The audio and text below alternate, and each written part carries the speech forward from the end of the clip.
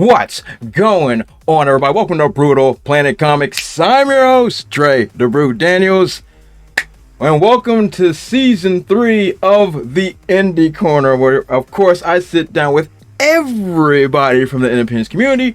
Writers, artists, directors, producers, doesn't matter if you're in the game, I want to talk to you.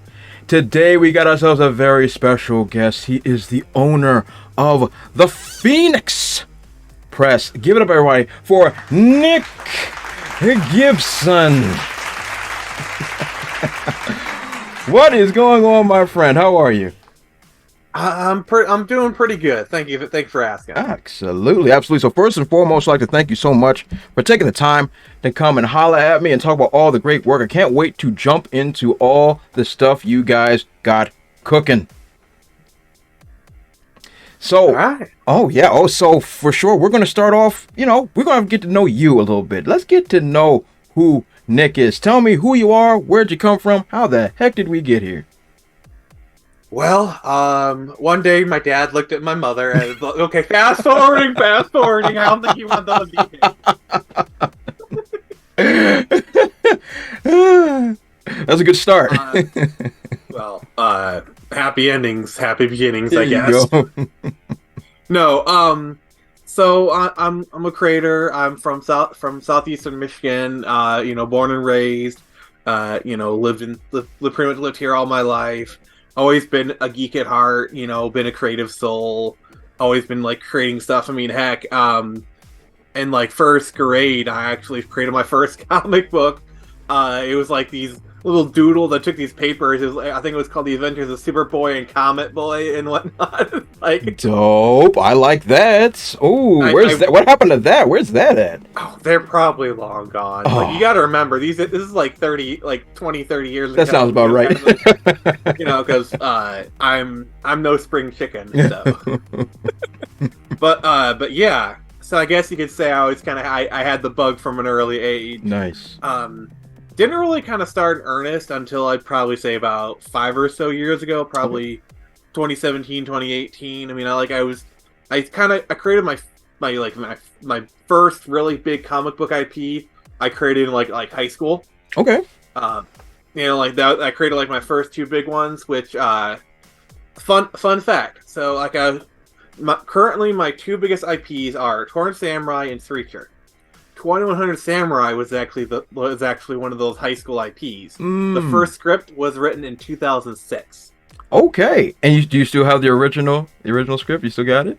I don't think I have I have the original, but it's been like the file says 2009, but it's pretty much the 2006 script. Gotcha. But yeah, I have that original version. Nice. And, yeah, it wasn't even the correct format. Like a lot of stories there. But yeah, so I created that, then I created Product Access, and I eventually kind of hooked up with a third-party comic company here in Michigan, stayed with them for about 10 years, learned a lot. The owner there, he served as my mentor, really nice guy. Then around 2017, he really started to do a push, and then we released the first version of Product Access under his banner. 2019, we had some disagreements, so I kind of left and started the Phoenix Press. So the Phoenix Press was born in 2019. From there, I released a revamped version of Product Access in 2020, early on, and then I did the Indiegogo for Torn Samurai later that year. There was kind of like some drama, some personnel conflicts, so I kind of had to like take a little extra time to get that going. So 2022 was basically get the book finished and then release it, and then that actually done well. Lifetime sales to date of Torn Samurai issue 1 are around 300. Nice. That's dope. That's dope. Wow. I'm on my 3rd printing of the book. That's amazing. Well done. So to be fair, first printing was 150, second printing was 100, and then third printing was 100. So it's like, I say 3rd printing, but it's like, Yeah, it's all encompassed, so it's all good. It's all good. But that's great, man. I like the bullet point. So, did you grow up in? You mentioned you grazed on a little bit, but you grew up in nerd culture and loving comics and media. So like, what exposed you early? Were you a comic guy? Were you a cartoon guy? Like, where did it kind of start for you? I'd probably say like cartoon and sci-fi. My dad was always a big sci-fi nerd. He introduced me to a lot of like he would kind of sit me down. We'd watch like Star Trek together. Like one of my favorite childhood memories was watching Star Trek Voyager as it aired. Like he'd be on the couch, I'd be on the floor. You know, it's kind of one of your favorite childhood memories. Yeah, you know? that's really good. Like we'd watch it and like he kind of explained some of the like science fiction concepts to me. Like one of the ones that I remember is how he explained the dangers of time travel. So like my dad, the way he'd explained it to me was like, if I just went like how dangerous it is to go in the path with just your knowledge. He said, "What?" And mind you, I'm like 7, 8 years old when he's telling me this. So just keep in mind, this is my dad telling me this. You know, he says, "What if I went back in time to Abraham Lincoln and I stopped the assassination?" This is my dad telling this to me as like a 7, 8-year-old. The fact that he respected my intelligence enough to say that, like, that does wonders. That does. That shows respect for where your mind was at the time.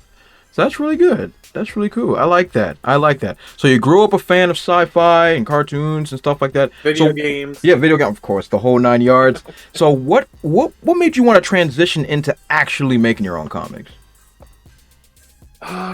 Well, obviously, I was always a fan of comic books as a medium. You know, I read comic books here and there as a kid. You know, always enjoyed the ancillary media like the cartoons, the video games, and the movies, obviously. But like I said, kind of around junior year of high school, I kind of made the decision. Like I kind of felt like, okay, I think I might be a writer. So I started to really kind of develop my passion for writing in like my junior year of high school. Like I distinctly remember being like, okay, you want to do writing? So I sat down and wrote a short story as a test for myself. Be like, hey, let's see if you can do this. And it was a decent short story. It's like called The Typewriter. It's about like a haunted typewriter where it's like a man's dead wife. Or like you say put on a typewriter? I'm with you, big dog. The story is called The Typewriter. The story is called The Typewriter. Oh, the story's called The Typewriter. Okay. I'm like, I remember The Typewriter. I remember those days. That's what's up. I don't have that story anymore, but I pretty much remember how it went. I've tried a couple times to rewrite it, but just I never really end up finishing it. Gotcha. But one of these days, I'll probably, do that. But like, one that's been lost to time. I still have my second big attempt was I did a more longer short story. It was called Werebrat.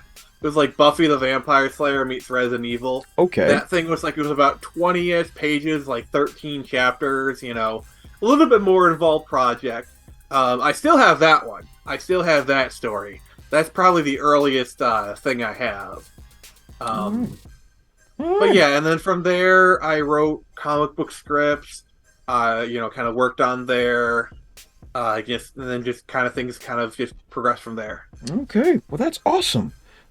So as we progress, you end up creating the Phoenix Press. First of all, great name. I love anything that's rising from the ashes. So yeah, that was the whole point of calling it the Phoenix Press. Okay. Because obviously I was with this other company and we left kind of it was slightly bad terms. Gotcha. Since then we've kind of been like, we're okay now. Like we're not like tippy toeing to the tulips, but if we saw each other at a convention, we'd be like, hey, yeah. Kind of thing. And the reason I called it the Phoenix Press was very much the reason you said, because like I was rising from the ashes, and it's a very, very good iconography. It's a very kind of feeling, and I always say the tagline for my company is "We are reborn." That's good. That's excellent. That's excellent. So how many IPs you have under the Phoenix Press as of to date? It's kind of a tricky thing to say because like I got a lot of scripts that I've written but haven't been produced, so I'm just going to go off of what's been published. I think that's the easiest way to do it. So currently there are 3. There are 3 IPs that have been published. Project Access was the first one. I've done 2 versions of that one. That IP is kind of on hiatus at the moment because like me and the person I was creating it with, we had a bit of falling out. So that one I'm going to get back to. There's Torrent Samurai, which is the one I've talked about before. That one I'm currently working on issue 3. There's 2 issues of that one out. That one's been going pretty good. It's like a manga, cyberpunk samurai, futuristic Detroit kind of thing. Gotcha. And then my most recent IP, which is probably my most traditional kind of thing, is Screecher, which is like a female Batman set in armor, kind of all ages kind of stuff. And speaking of the Screecher, this is definitely the comic that my good buddy Grump was definitely telling me about, and he was ranting and raving about it. I love the art, I love the cover, all of it screams epic Gotham-esque story. So without giving away, I will say this is probably one book where everything just kind of came together. Like it's how like when you're creating a book and everything just kind of comes together. Ooh. Yes, like you might have some conflicts here and there, but everything just goes off perfectly. It's just this is I'm really proud of the book, and like the marketing went smoothly. Everything with the whole process of Screecher just went off so well. I'm kind of flabbergasted, to be honest, because like getting Turn Samurai issue 2, that Indiegogo was a bit of a struggle, but like Screecher, I was like funded in the first week. That's amazing. That's amazing. That is all the planets aligning, isn't it? Oh my!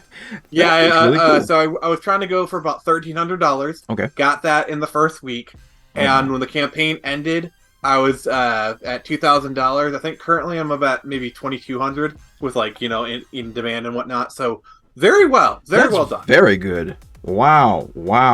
Talking about going off without a hitch. So is this one? Was this the issue number 1 in regards to the Screecher? Are you doing a whole series for this? This is issue number 1. Okay. It's going to be 1 of 4. Okay. So the scripts for issues 1 and 4 are all written. They're in various stages of editing and whatnot. It's a complete story. I just feel like, especially in the indie sphere, ongoing series don't really work.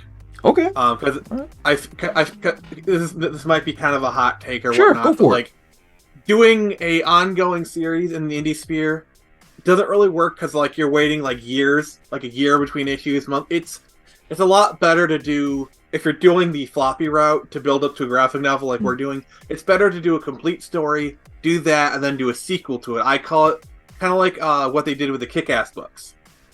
Okay, so you'll have like the first volume, and then you'll do like Hit Girl number 1 in between there, like that type of. Well, no, idea? It's like you do like issues 1 through whatever, and then that's a story. Mm-hmm. That's Kick-Ass 1. Yeah, and then you do Kick-Ass 2, which is a sequel to it, and like maybe it takes place like a year afterwards, right afterwards, certain amount of time, and then that's a sequel to that one. It's another self-contained. It's like a movie. So like okay.